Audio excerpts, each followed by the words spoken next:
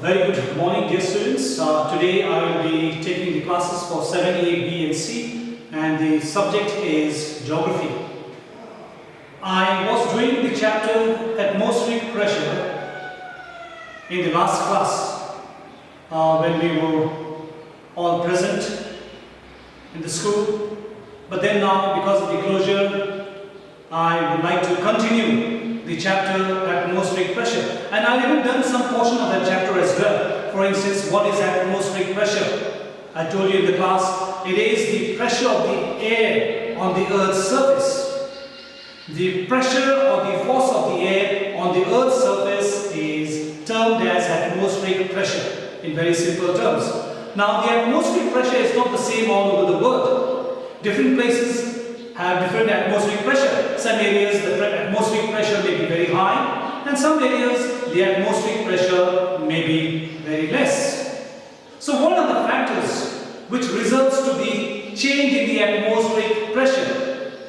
I've done this in the class as well. The factors which affect the atmospheric pressure are temperature, altitude, then we also had rotation of the earth and unequal heating of the earth and the atmosphere. These were the four factors which we had discussed in the class. Temperature is one of the factors which affects atmospheric pressure. Higher the temperature, lower the pressure, and vice versa. Altitude is also another factor which affects atmospheric pressure. Higher you go up, lesser the pressure, because the air will be less in the mountains and therefore the pressure will be low. Unequal heating of the earth and the atmosphere. Some places the sun's rays are vertical. Some areas the sun's rays are slanting. So depending on that also the pressure will vary. And then we also have rotation of the earth as well, which is also a factor which affects atmospheric pressure. Then we did the pressure belts of the earth. In the last class we have done the pressure belts. See, if this is the first one, equatorial low pressure belt. This from 0 degrees to 5 degrees north and 0 degrees to 5 degrees south. Then we have the second one. This one is from 30 to 35 degrees north, subtropical high pressure belt in the north, and then we also have the subtropical high pressure belt in the south. Subtropical high pressure belt in the south. Then we have the other one, 60 degrees north to 65 degrees north is subpolar low pressure belt in the north, and we also had 60 degrees south to 65 degrees south subpolar low pressure belt in the south. And then we ultimately had the polar high pressure belt in the north pole and polar high pressure belt in the south pole. See? So these were the different pressure belts we had studied in the class as well. See the first one. See? Equatorial low pressure belt. The reason that why this has a low pressure is because of the intense heat. The equatorial region is the hottest region on the earth, and because of which the air is always warm and heated up and it always starts to rise, because of which they experience a low pressure. So this is an equatorial low pressure belt in the range from 0 degrees to 5 degrees north and 0 degrees to 5 degrees south. Then the next one we have is the subtropical high pressure belt in the north and south. This is from 30 degrees to 35 degrees north and 30 to 35 degrees south. Subtropical high pressure belt in the north and south. This is the high pressure belt. Then we have the subpolar low pressure belt in the north, 60 to 65 degrees north and 60 to 65 degrees south. We have the subpolar low pressure belt. These are low pressure belts. And then ultimately we have the polar high pressure belt in the north and polar high pressure belt in the south. These were the different pressure belts we had discussed in the previous class when you were present in school. And to go further, these are the different pressure belts, and because of the pressure belts, what happens is we have winds blowing, different winds blowing. Now we know that the air current is the vertical movement of air upwards or downwards. When the warm air rises up and when the cold air sinks, it is termed as air current. When warm air rises up and when cold air sinks, it is termed as air current. Whereas wind, what is wind now? Wind is the horizontal movement of air from one place to another, normally from a high pressure area to a low pressure area. Wind is the horizontal movement of air. See, horizontal movement. Air current is the vertical movement. Warm air will rise up, cold air will sink. This is the air currents. Whereas wind is the horizontal movement of air, see, from high pressure area to a low pressure area. See here, this will be a cold place, high pressure to a low pressure area. So because of the air currents and the winds, we have a circulation of air taking place in the atmosphere, because of which we have different weather changes taking place. That is how we have evaporation, condensation, then we have precipitation. All that takes place is because of the air currents and the wind. The air currents and the winds help in the circulation of air that takes place in the atmosphere, whereby we experience different weather conditions. Okay, now let's see. As we continue this portion, winds, I told you, wind is the horizontal movement of air from a high pressure area to a low pressure area. It is measured by an instrument called the wind vane. See, wind is measured by an instrument called the wind vane. It is also measured by an instrument called the weathercock. Or it is also measured by an instrument called the windsock. See, the wind's direction, this is the direction.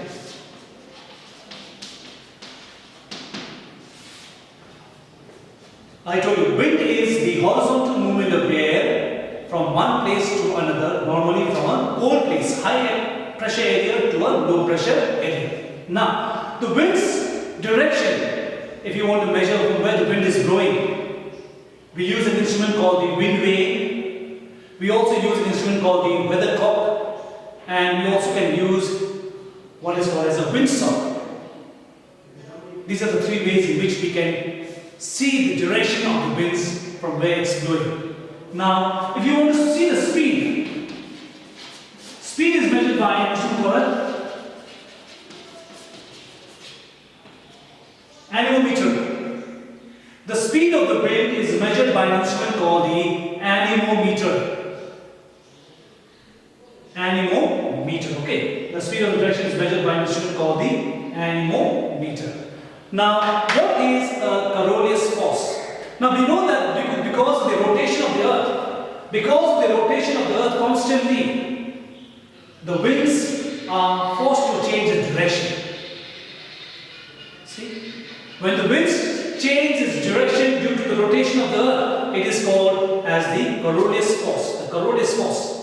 Because of the rotation of the earth, the winds are forced to change its direction, which is called as Coriolis force. Now, this is well explained in the Farrell's law. The Farrell's law states that all bodies which move straight in the northern hemisphere, see, this is the equator, above the equator, all bodies which move in a straight line in the northern hemisphere, will move to the right hand side. All bodies which move in a straight line in the northern hemisphere will go to the right hand side. And all bodies which move in a straight line in the southern hemisphere will move to the left hand side. In the southern hemisphere, it will go to this side. But in the northern hemisphere, if the things are going straight, it goes to the right hand side. That is explained in the Farrell's law. Farrell's law states that all bodies moving in a straight line in the northern hemisphere, will move to the right hand side. And all bodies which are moving in a straight line in the southern hemisphere will move to the left hand side due to the rotation of the earth. So, because the earth rotates constantly, what happens is even the winds are forced to change its direction. Winds are forced to change its direction.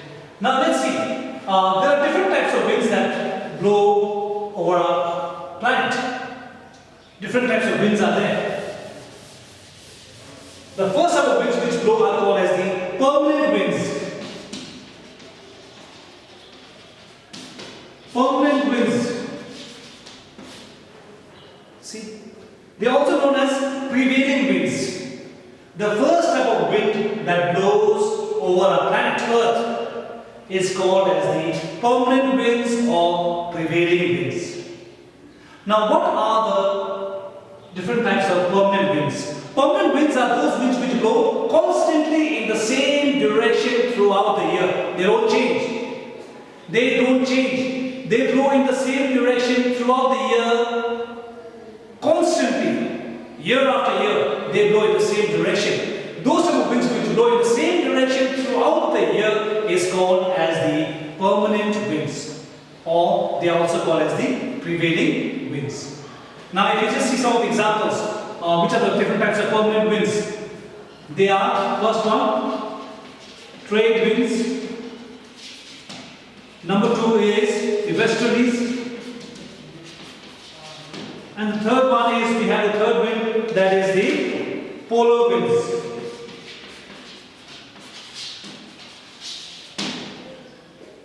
The first type of wind which we have discussed right now is the permanent winds or the prevailing winds.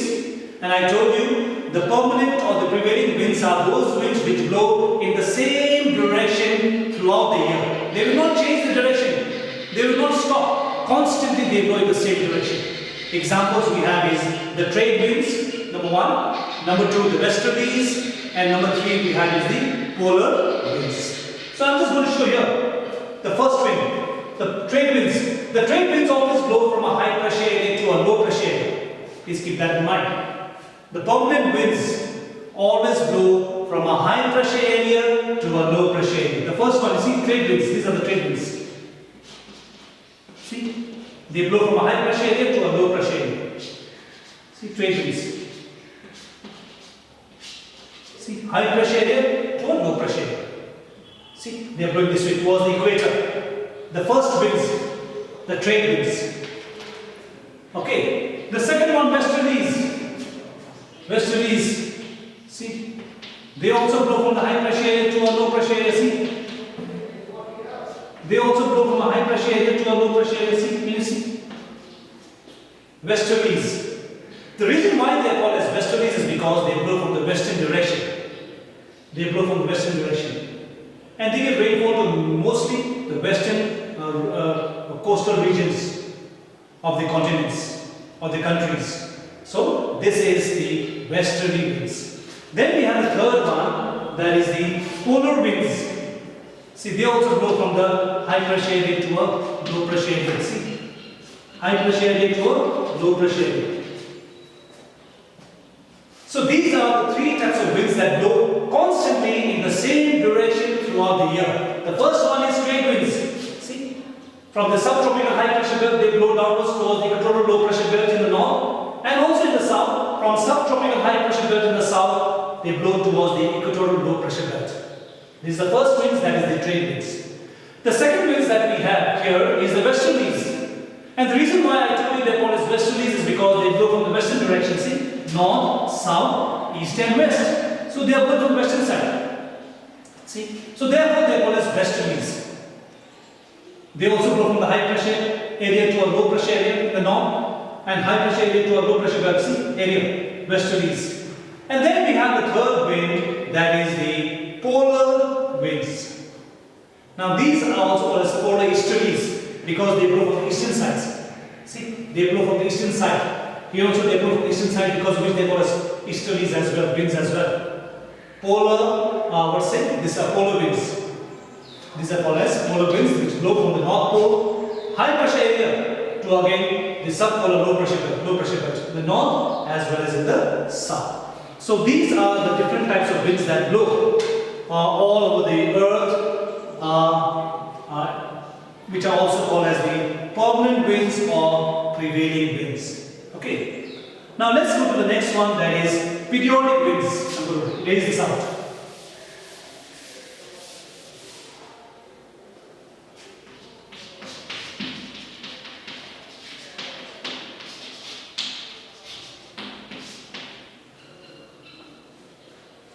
What are periodic winds? Periodic winds are those which will blow for a certain period only. For instance, they may blow from one direction to they blow from maybe going from one place to another place for a certain time, and again they blow in a reverse direction for the remaining duration of time. That is called as the periodic winds. Periodic winds are those winds which blow for a certain period only. Unlike the permanent winds, they blow in the same direction, constantly. Same direction constantly. They don't change the direction. But periodic winds are those winds which blow for a certain period only. They may be blowing from one place to another for a certain time, and again they blow in a reverse direction for the remaining period of time. The examples we have is land and sea breeze. Land and sea breeze. I'm going to erase this out. Okay, so this is the second type of wind, that is the periodic winds. Now the examples of periodic winds are land and sea breeze. For instance, if you see here, suppose this is the sea, this is the land. Daytime, what happens? Winds come from the sea to the land. Nighttime,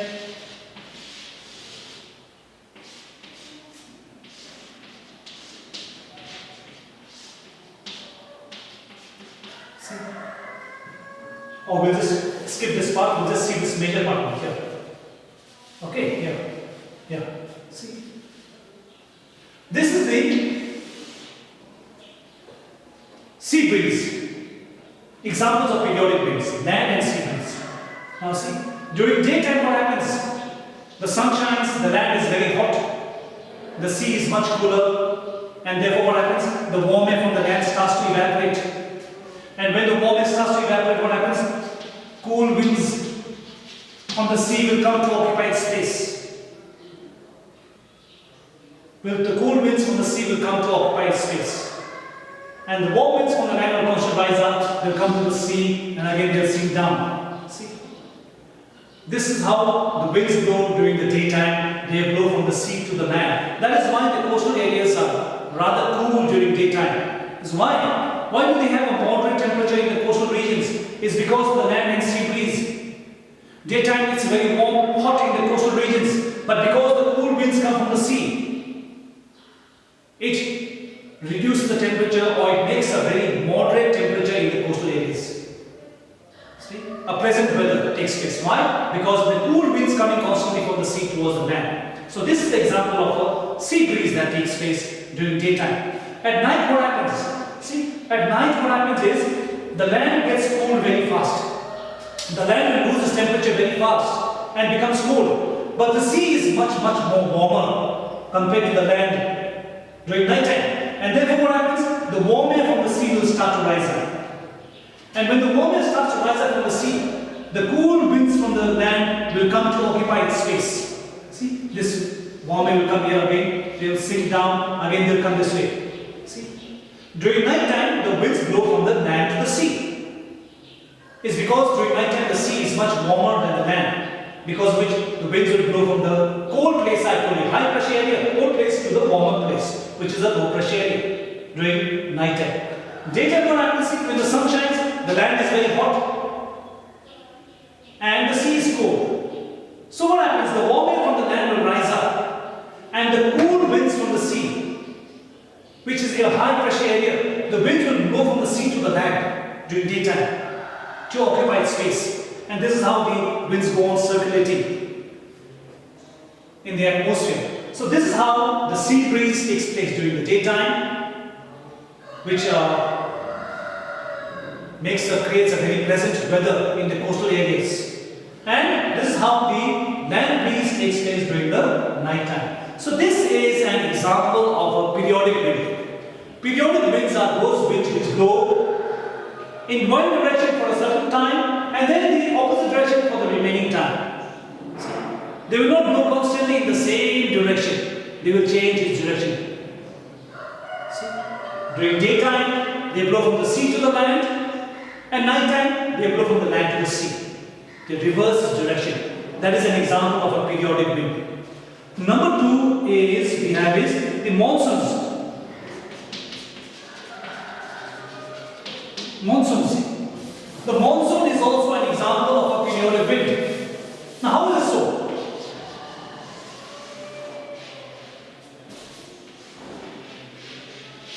Yeah. What happens during summertime? Summertime, the land is very hot. Therefore, a low pressure is created during summertime. During May, June, July, August. See, in India, what happens? It's very hot. Therefore, a low pressure is developed. And the sea being colder will have a high pressure. So, the winds blow from the sea to the land during the summertime, bringing rainfall, plenty of rainfall in summertime. So, once again I am repeating to students, during the summertime, the land is heated, whereby a low pressure is created, and the sea being colder will have a high pressure. So, the cold winds from the sea bringing moisture comes to the land, which gives plenty of rainfall during summertime in India during the month of June, July, August and September. These winds are called as the southwest monsoon winds. Southwest monsoon winds. They blow from June, July, August and September. Then what happens in winter time? Yes? What happens in winter time? In winter time what happens? The land is very cold. So the land will have a high pressure, and the sea being warmer will have a lower pressure. So therefore, the winds will blow from the land. They will blow from the land to the sea. The winds will blow from the land towards the sea in the winter time. In December, January, February. December, January and February. We have the winds blowing from the land to the sea. These are also the monsoons, the northeast monsoons which will blow.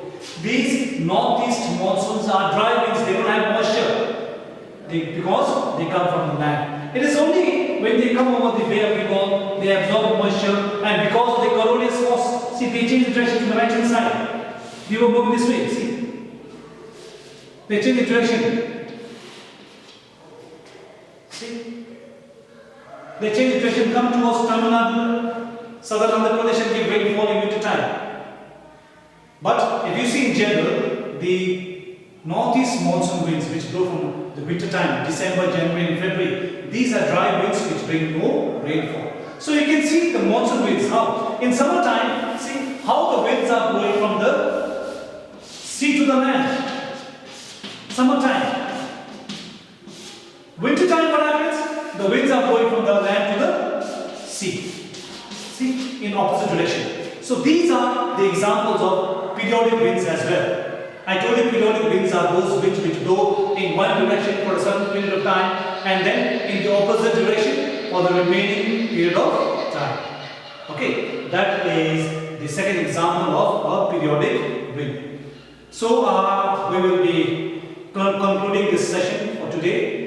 I do hope my dear students of class 7, 8, B and C will revise the lesson, go through the videos and try to even